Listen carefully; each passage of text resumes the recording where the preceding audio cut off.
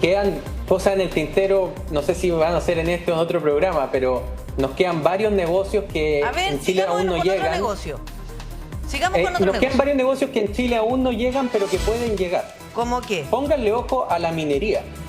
El Tren de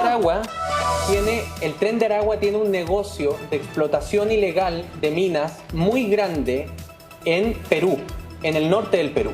Es sabido que allá hay mucha minería Tren de informal. Aragua, hay también otras organizaciones, entre ellos los pulpos, que también tienen operación en Chile y que son un mix entre venezolanos y Pero, peruanos José María, que nacieron. Ya, Y explotan minas. ¿Cómo explotan las minas? ¿Llega que se toman las minas? ¿Esto siempre es ilegal? ¿O tratan de hacerlo como fachada regular la explotación minera? No, es informal. Partamos diciendo ¿Ya? eso. Y lo digo porque Chile es muy parecido a Perú, con una salvedad. En Chile, en general, nuestras instituciones son un poco más robustas y en Chile la minería informal no es masiva. En Perú la minería informal era masiva antes de que llegara el crimen organizado. Entonces, lo que hizo el crimen organizado fue llegar donde estaban ya mineros informales del Perú y tomar todas esas operaciones que tenía, porque ellos ya lo habían hecho en Venezuela. También tienen minas ilegales en Venezuela el Tren de Aragua. Y yo digo, pónganlo en Chile, porque si bien todavía no tenemos el problema, y a lo mejor en Chile la institucionalidad es más grande, lo que podría ocurrir es que en Chile se buscara un mecanismo de reemplazo de la minería, por ejemplo, con el robo de cables de cobre. Y eso también podría ser.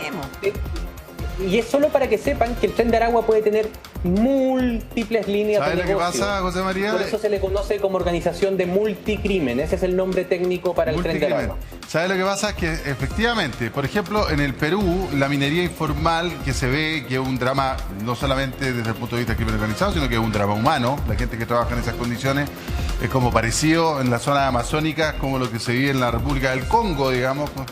Y el problema, y ahí hay muy poca fiscalización, hay muy poco control del territorio en Amazonas. Difícilmente a lo mejor eso podría pasar en el desierto nuestro. No lo sé, obviamente, pero sí hemos visto asaltos tipo Far West a trenes con cátodos de cobre. Que uno los ve cuando recorre el norte, cuando recorre ciertas zonas mineras, de repente uno ve esos trenes de carga que van pasando con los cátodos así ordenaditos, ¿cierto? Y ha pasado de que efectivamente se han subido a los trenes a robar esos cátodos de cobre. Cuando el precio del cobre es alto, evidentemente se roban hasta los cables de acá de la luz, digamos. Pero ya el robo de cátodos de cobre, es decir, la producción de una minería, de una minera, de forma organizada, o de varias mineras de forma organizada, es más o menos lo que estoy pensando a raíz de lo que nos dices tú. No, y lo que hay que decir es que además estamos a punto, algunos expertos apuntan de que vamos a entrar en un nuevo boom del cobre. Ya está en precio altísimo y puede que siga subiendo durante el año 2024-2025. Ese incentivo es muy grande porque cuando el precio sube tanto, el mercado informal también sube los precios, pero sigue haciendo los minerales más asequibles. Y eso es lo que hace el Tren de Aragua. Explota a muchos menores costos, toma estas operaciones, ya le he dicho, en Venezuela y en Perú. No tenemos antecedentes que esté ocurriendo en Chile, pero tiene todo un negocio desarrollado en torno a los minerales. Y en Chile compartimos la gran mayoría de los minerales con Perú. Tenemos las mismas composiciones, los mismos tipos de minerales. Y por eso yo advierto, digo, ojo ahí. Puede que en Chile a lo mejor no sea tan fácil hacer una mina informal o tomar una operación de una mina. Pero eso no quiere decir que el negocio del cobre ya procesado y el robo de ese cobre no pasa a ser una de las líneas de financiamiento principales del Tren de Aragua como una nueva actividad. Lo que pasa es que además que si tú tienes los clientes, lo único que necesitas es el producto.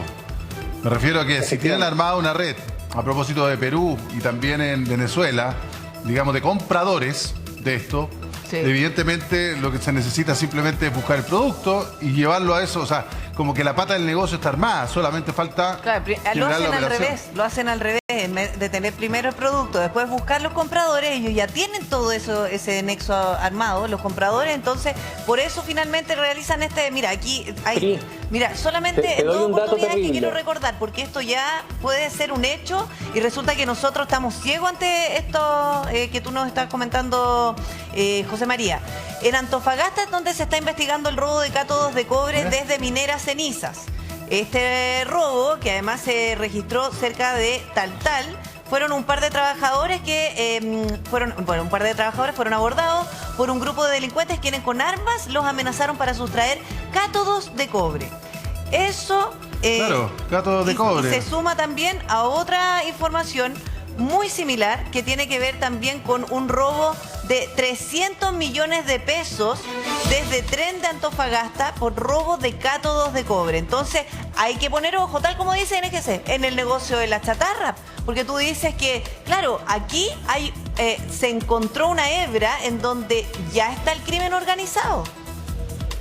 Y no solo eso, es tan lucrativo este negocio que esto es muy lamentable, pero el pasado 3 de diciembre en Perú, para tomarse una de estas minas ilegales, en ese caso no fue el Tren de Aragua, fue otra organización del norte del Perú, que también tiene una composición extranjeros peruanos, mataron a 9 mineros en un solo día.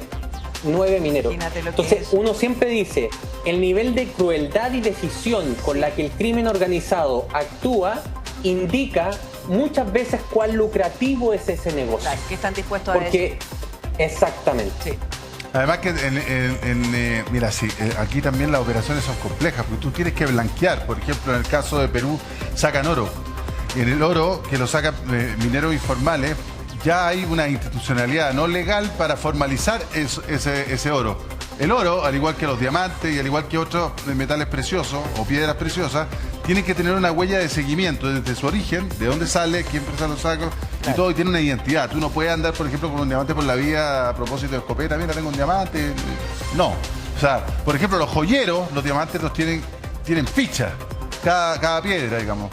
¿O no, José María? Entonces, si tú tienes un sistema de blanqueo de esas piedras o de esos metales, evidentemente la puerta abierta va al negocio. Bueno, efectivamente, otra cosa que es importante es decir que esto además se está transformando en una práctica común, por eso no hay solo que centrarse en el Tren de Aragua. También tenemos, en el caso de Perú, yo le hablaba a otra organización, ellos se llaman La Gota Norteña. También tenemos los pulpos, que ya tiene operaciones en Chile, que se dedican al negocio de la chatarra y los minerales. Mira. Los pulpos ya han tenido 2 extradiciones a Perú. El primer cabecilla de los pulpos y su señora, que además era una influencer en TikTok, fueron extraditados desde Chile a Perú. Fueron tomados detenidos por la Policía de Investigación y tenían orden de captura internacional. Y eso es súper importante porque quiere decir, no solo hay que mirar el Tren de Aragua, yo en general siempre hablo del Tren de Aragua aquí, pero el crimen organizado cambió a este modelo de multicrimen y por eso es tan importante la inteligencia y seguir cuáles son los negocios y anticiparse a la jugada, porque también podemos decir que todo lo que ha ocurrido antes en Perú ha pasado en Chile después. Mira lo que estamos viendo. Una mala historia. Esto siempre viene bajando. Mira la imagen que tenemos de ese archivo. Cómo están robando los cátodos de cobre. O sea, es un robo además bien sofisticado. ¿Por qué? Son cosas que parecen obvias, pero que en verdad vale la pena siempre para tomarle el peso al nivel de crimen que estamos. Esos cátodos de cobre no son para hacer aros para venderlos en la feria. No. ¿O no? Son para mandar un embarque para alguna parte. Si esa cuestión es así, o sea, son negocios de volumen alto y de ¿cómo se llama? De mucho dinero, digamos. Sí. Y son sofisticados. Ahí hay que tener un tren, hay que reducir personal, hay que tener la maquinaria para trasladar. ¿Sabes cuánto pesa un cátodo de cobre? Para meterlo dentro de un camión, necesitáis maquinaria o necesitáis o fuerza humana, digamos, para un grupo grande, o sea. No, y más encima que en el asalto se suben al tren en movimiento. Claro. E intimidan a los pilotos, a los conductores y ahí frenan. Esa cuestión también tiene un nivel de complejidad. Precisamente ayer en la región de Antofagasta se registró un procedimiento exitoso que apunta al crimen organizado, que no tiene que ver precisamente con chatarra, pero sí con droga, que estaba evaluado en 6.000 millones de pesos, que tuvo que ver con la incautación de 1 tonelada de droga. 1 tonelada. 9 detenidos resultaron de encontraron 1 tonelada de droga? En el paso con Bolivia en Antofagasta. ¿Venía en un camión? Sí. Eso fue intervenido y venía de una investigación. De hecho, se encontraron 3 vehículos que tenían encargo por robo desde Las Condes, Providencia y Temuco, que fueron trasladados e incautados en la región de Antofagasta, en donde participó, insisto, fue un procedimiento exitoso que tuvo la zona de Antofagasta, donde participó personal CEP, personal COP, GOPE, OS7 y se logró la incautación de 1 tonelada de droga evaluada en 6.000 millones de pesos que se evitó el ingreso al país de esta droga. Sí, tenientes, que además, imagínense, hablamos de 1 tonelada de droga, porque la logística aquí es lo interesante, porque tienen que tener primero el traslado, cómo lo ingresan, quiénes después las distribuyen, o sea, una logística súper contundente. No, y sobre todo, ¿sabes lo que hay que tener? ¿Quiénes la resguardan? Inversionistas. Claro. Esa droga se compra en una parte José, y se trae. Es decir, tú no traes droga y después te la pago. No. Y muchas veces esto es como lo hacen muchas startups. Se levanta plata, levantan plata. Hay un gallo que dice, compadre, tengo la mano en Perú, un cargamento, 1 tonelada. ¿Quién se pone para la plata inicial? Entre bandas, obviamente, o gente incluso, bueno, se han visto incluso gente bastante elegante, digamos, poniendo plata para estas cosas, pero se levanta plata y se va a comprar esa droga y se trae para acá. Es probable, José, que eso no esté relacionado ni con el Tren de Aragua ni con una organización de multicrimen. El Tren de Aragua no macrotrafica, microtrafica principalmente ketamina por las malas regulaciones que la ketamina tiene en Perú y en Bolivia, donde ellos sí tienen operaciones, y esa ketamina después se utiliza para hacer tusi, ¿no es cierto? Que es una de las drogas más populares que tenemos en Chile hoy. Pero eso es microtráfico, no es macrotráfico. Básicamente porque el Tren de Aragua no pelea con los carteles. Elige evitar las peleas sangrientas. El Tren de Aragua opera por asociaciones, se asocia. Ese decomiso tiene muchas más características de haber sido o un cartel en colaboración con alguna organización de narco chilena o una organización de narco chileno con una gran capacidad de organización transnacional, porque estas, y ahí quiero simplemente distinguir, son dos tipos de crímenes organizados distintos. El Tren de Aragua no tiene un negocio principal.